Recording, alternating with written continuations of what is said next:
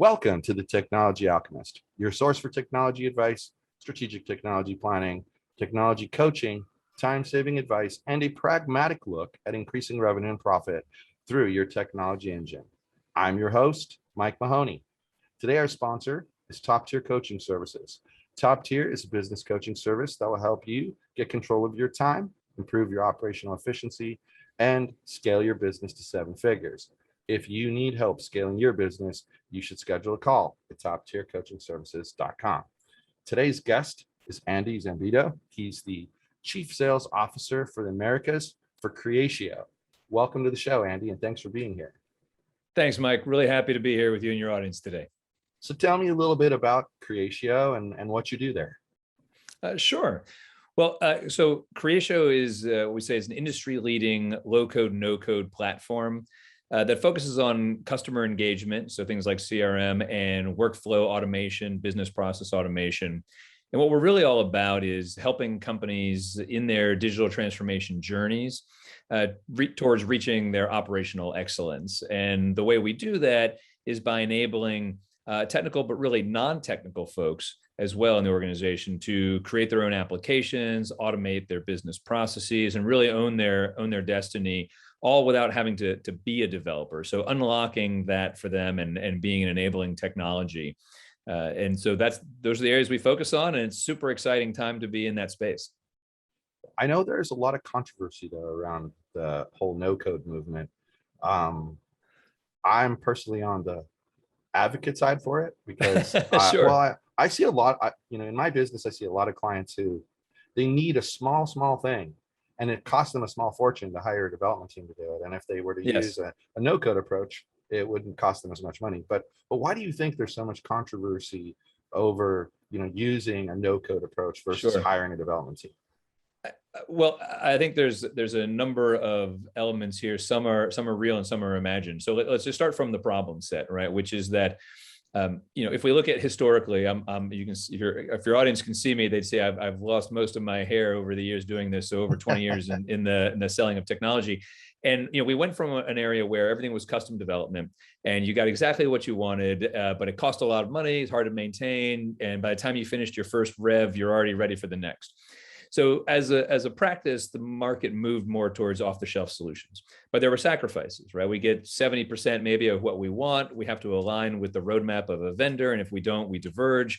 But we got the trade-off was the industrial strength nature of it, the supportability of it, and those lower costs. There hasn't been a real change since then, other than, there's been managed service and SaaS and other things, but those are really still the same software delivery mechanism, just moved in different commercial models or delivery models. And now we're at a point where we look around the world and we say the analysts show there's 1.7 billion knowledge workers in the world that are creating a demand for over 500 million applications. And there's only 25 million developers in the globe.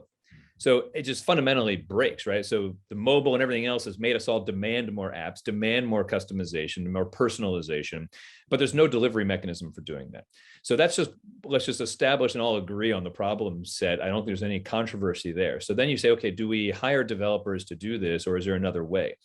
And I think, if you're on I've sold to developers, I've worked with developers my entire career, and I understand the nature of what they're after, and they want infinite flexibility to do whatever they want and to be able to make it as unique and put their personal stamp on it. And so there's this perception that you somehow lose that capability, which is why you're also seeing a struggle with, do we name the space low code or do we name it no code? And part of that is by how vendors are approaching this, right? A no-code vendor is trying to say, I want everything drag and drop, everything out of the box. And the developer says, well, that's not going to be good enough for me. I need to unlock some things. Low code is saying, okay, we'll make most of it that way and we'll unlock some things. And we're seeing a push from both dimensions to each other. So we ultimately at Creatio see this as an emerging space. As technology advances, these two things will come together because you'll be empowered and able to do both. And frankly, that's what we do, meaning it's no code for your business users and they can build composable applications. They can automate workflows. If I can draw it on a screen, I can empower all of those elements or create it. But if you want to unlock an IDE for a developer, you can do that. So I think it's a misnomer or a misguided idea that you can't do it. Just look at our home use now. right? You have, in my personal life, I could today decide I want to start my own, I don't know, retail company online and be a non-developer, and I could pop up a website, I could configure it, customize it to my own look and feel, I can put all the e-commerce things in there, all now without needing a developer. 5 years ago, you couldn't do that. And at the same time, kids today are building their own applications on roadblocks and putting them out there for others to use. So this idea that it's not getting there or it won't be able to do that is I think, purely false. But it is true that only about 6% of low-code projects historically up until this point have been done outside of IT, right? So when the first wave of low-code and no-code targeted IT, which is where I think we created some of this challenge, right? It says, so because an IT professional is going to say, I want the latest and greatest tools. They're viewing this as a tool on their workbench. And so I wanted to do the most horizontal things possible. Like, can you do Bitcoin or do something with drones or whatever it might be that may or may not even be relevant to the business, but that's how they competed. Where Creatio looks at the marketplace and says, no, we want to be focused on actual business challenges. And so if your business challenge is around how do I attract, transact, or service, clients, you're covered. And if you want to be able to bring machine learning to the line of business to say, how do I use that in my new application, or how do I automate these manual processes? This doesn't have to be the realm of IT. In fact, that's historically been an area that they want to get out of, right? It's not the core part of their business to keep modifying the business line of business applications. It's to keep the business running.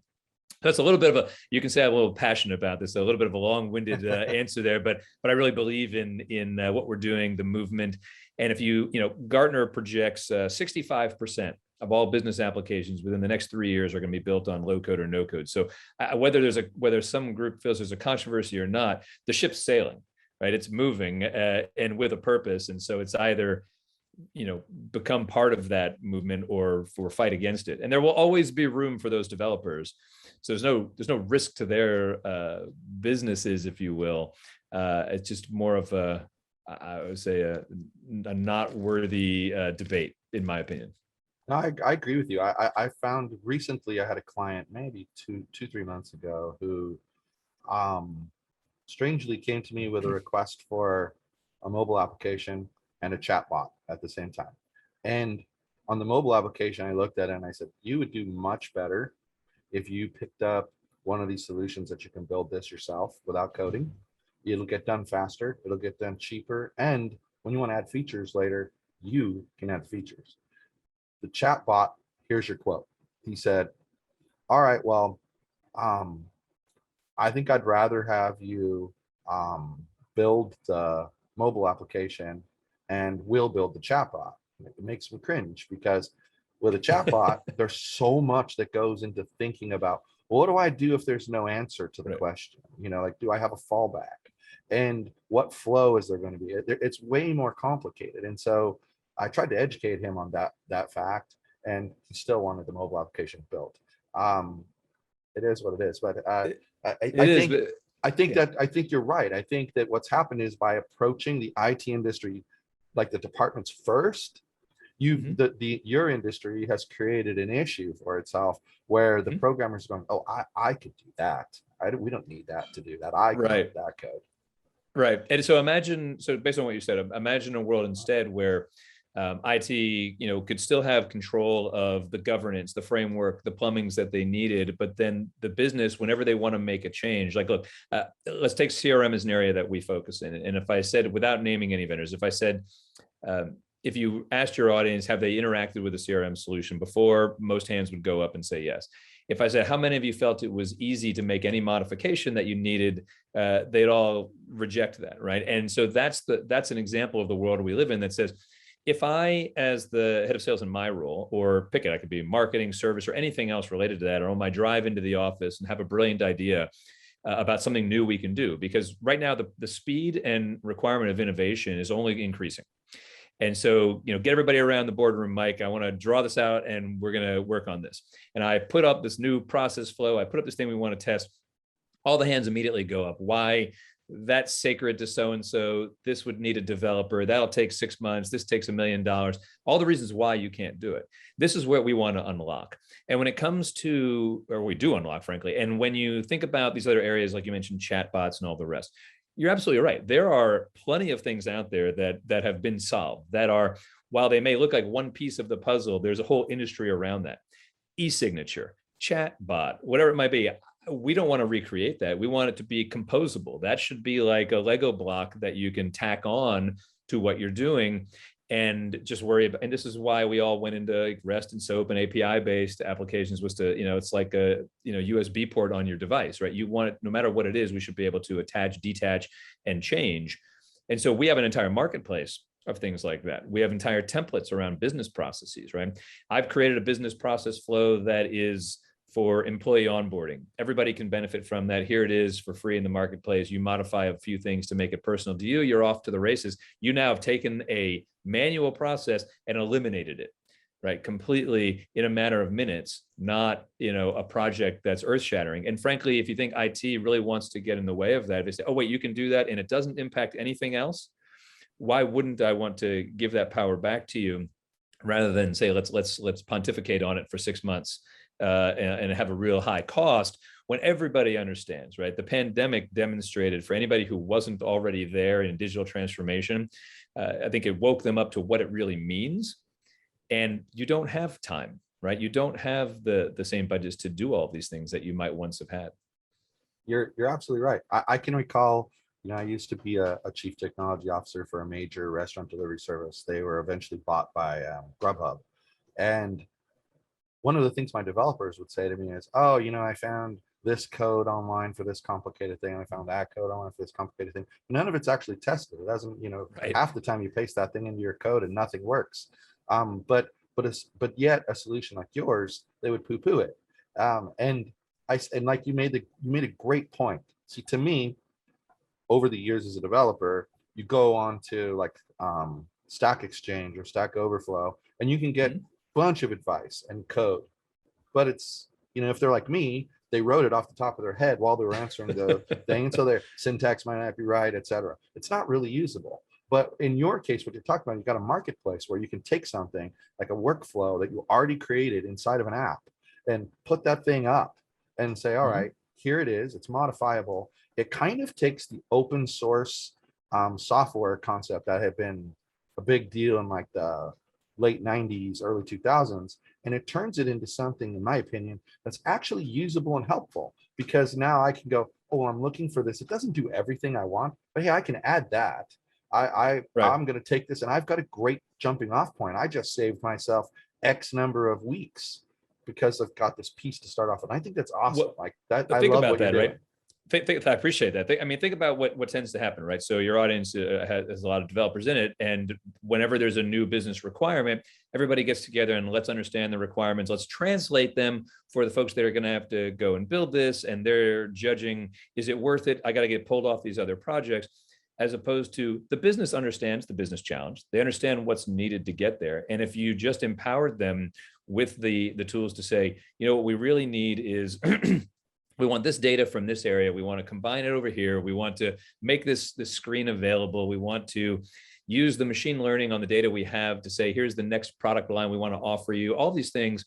And we want to be able to A/B test that. There's no translation. There's no, let me get in line with IT. There's no, budgetary build out.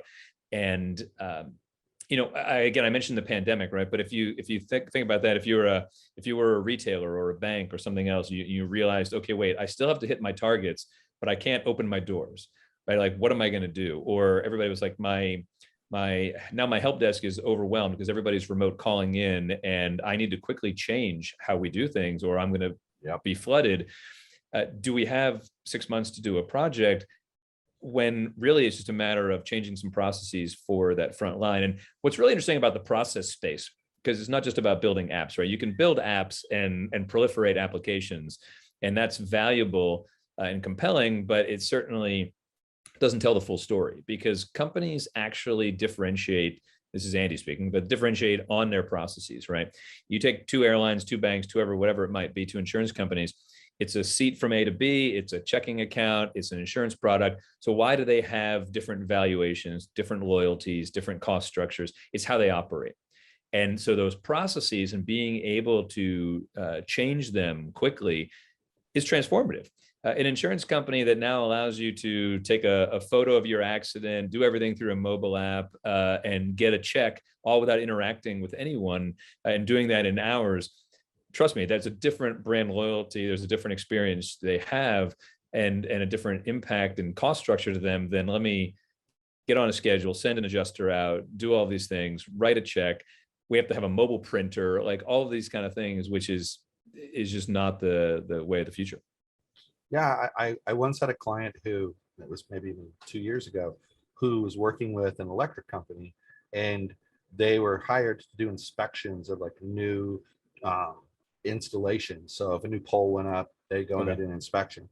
And there were step-by-step requirements that they had to follow, and everything was manual. And he brought me in to try to help him come up with a more automated process. And the answer literally was a very, very simple no-code mobile app There that you go.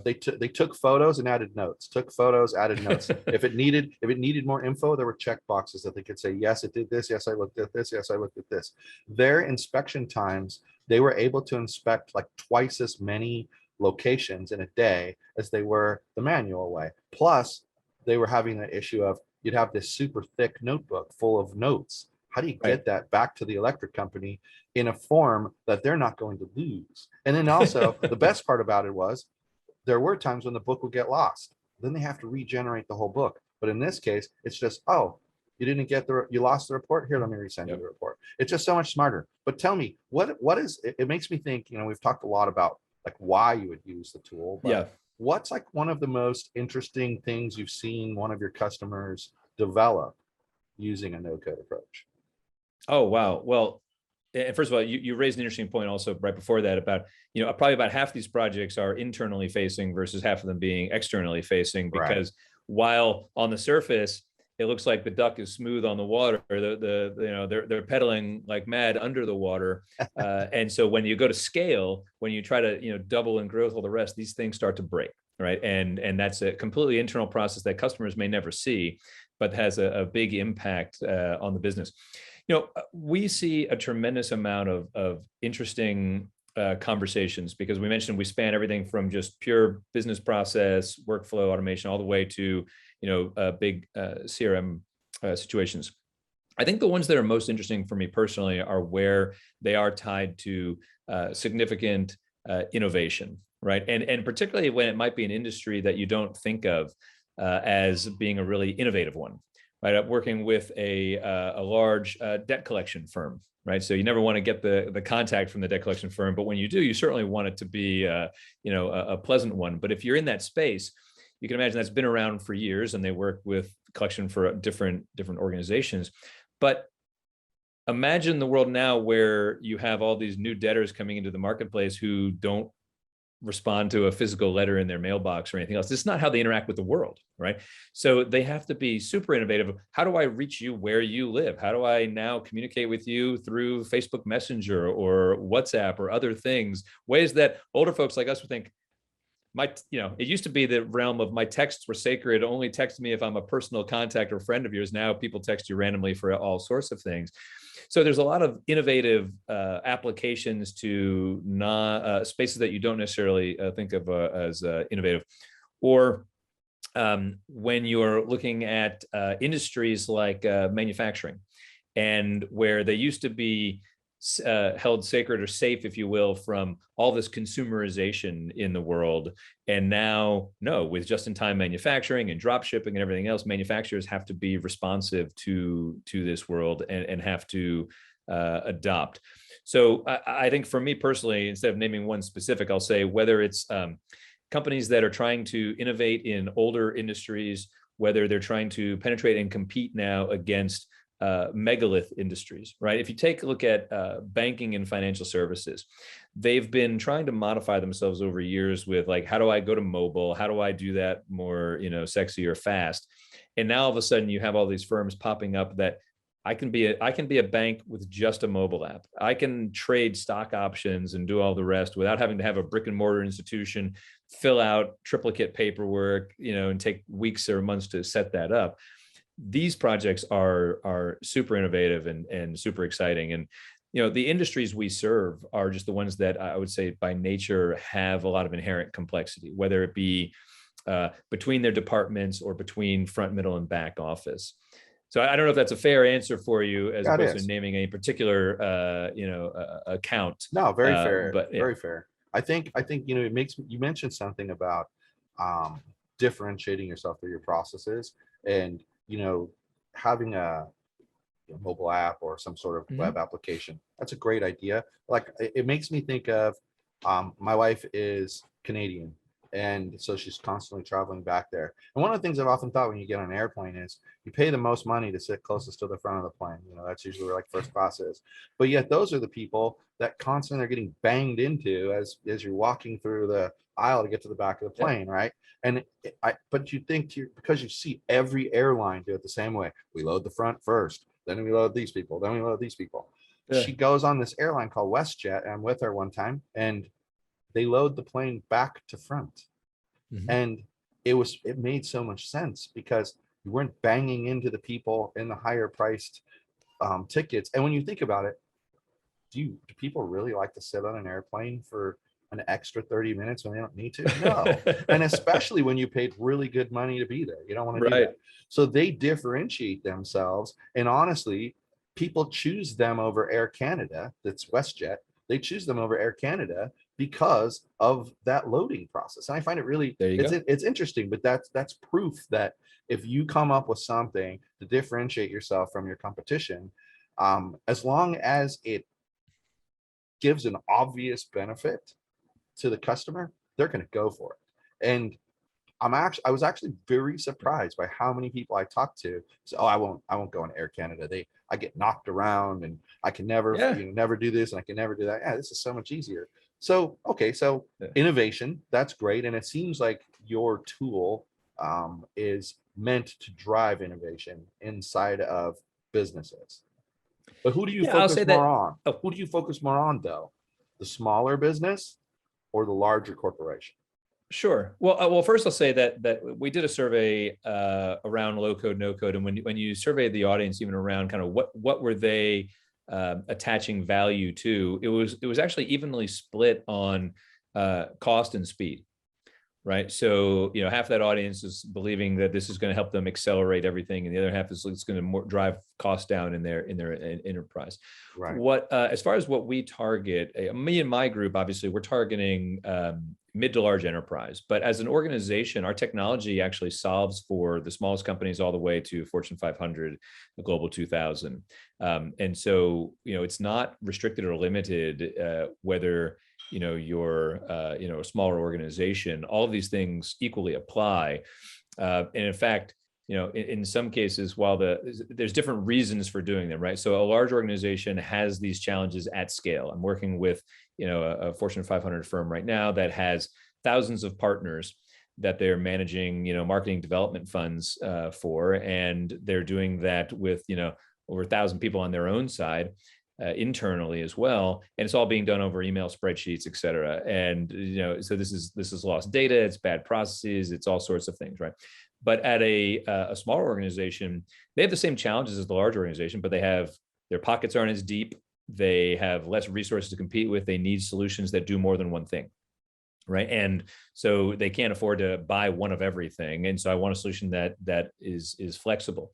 Moreover, where I think Creatio shines is, so certainly, can we help folks accelerate? Can we help them innovate? Can we help them lower costs and all the rest?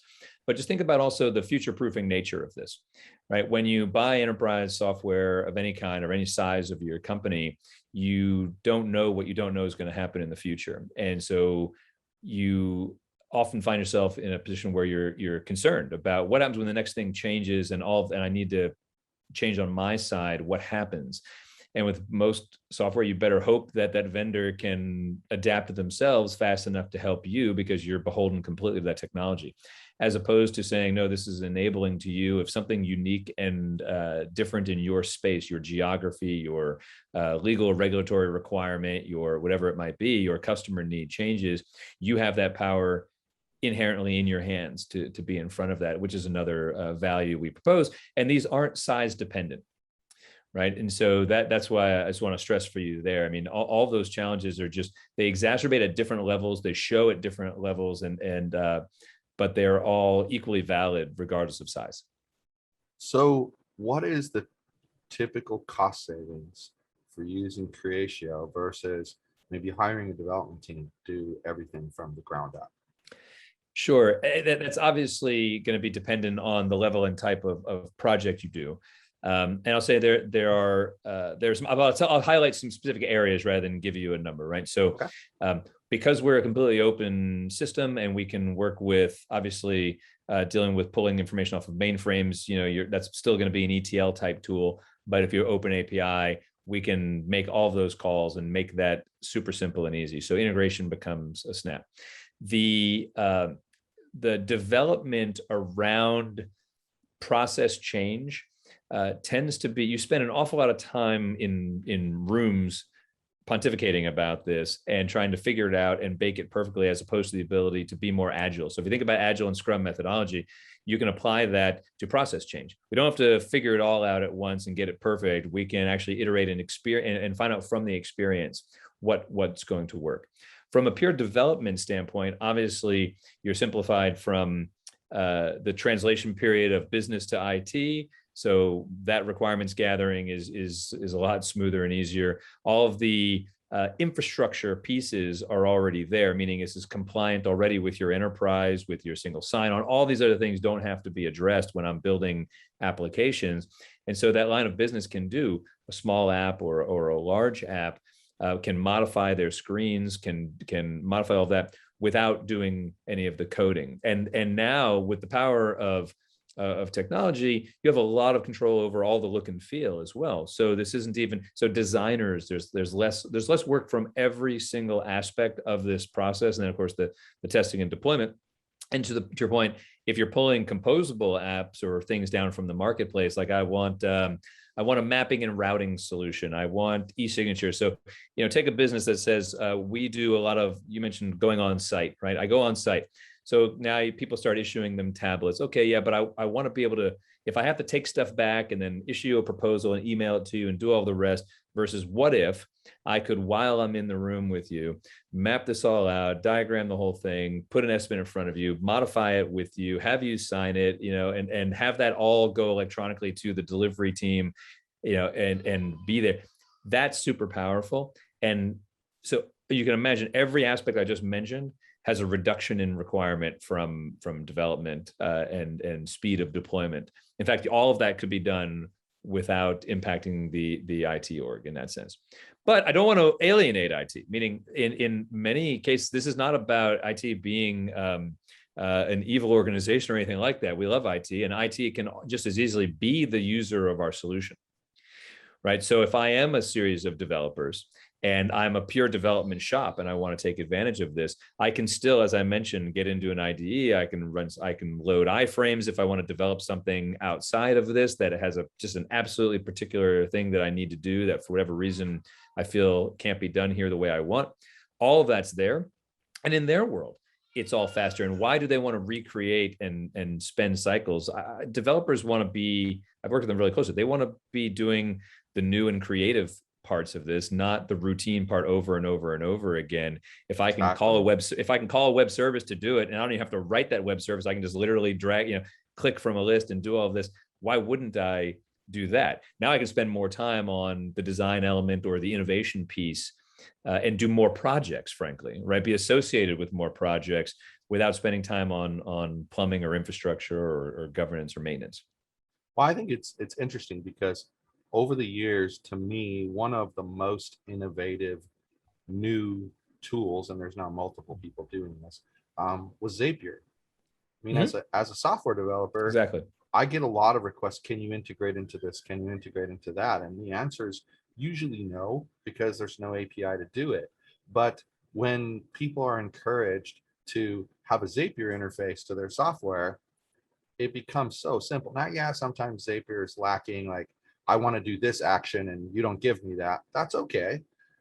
It gives you most of what you need. Right. And I have found, I even use it for stupid things like when my social media manager schedules social media tasks, it sends me an email and lets me know that she actually did that. And I don't have to check, just there. Yep. But it's little tiny things like that that make a difference. I think where you nailed it in this conversation is when I was a CTO, I would sit in weekly development request meetings. I was working for one of those companies that the owners wanted continual change to the software, and to the point where they wanted me on like 1 week development cycles. And I pushed Yep. back and I said, 1 week is stupid. Like there's no time to test. I literally, in a 1 week development cycle, I get 2 days of development, 5 days of testing. There's no way I Yeah. can do anything more than that. So why waste our time? Let's go to like a 2 month development cycle and we'll keep rolling stuff out. And if there's bugs, I have time to fix the bugs. Well, Right. you're right. It would become this thing of, we're going to need to meet with the operations manager and the marketing director and the sales manager. And we're going to have to talk these things through because this report's going to affect all three of those people. I mean, and even just a simple report would take weeks to get the requirements for. Had those people been able to sit down together and go, here's what we do, they all understood each other's job. I didn't.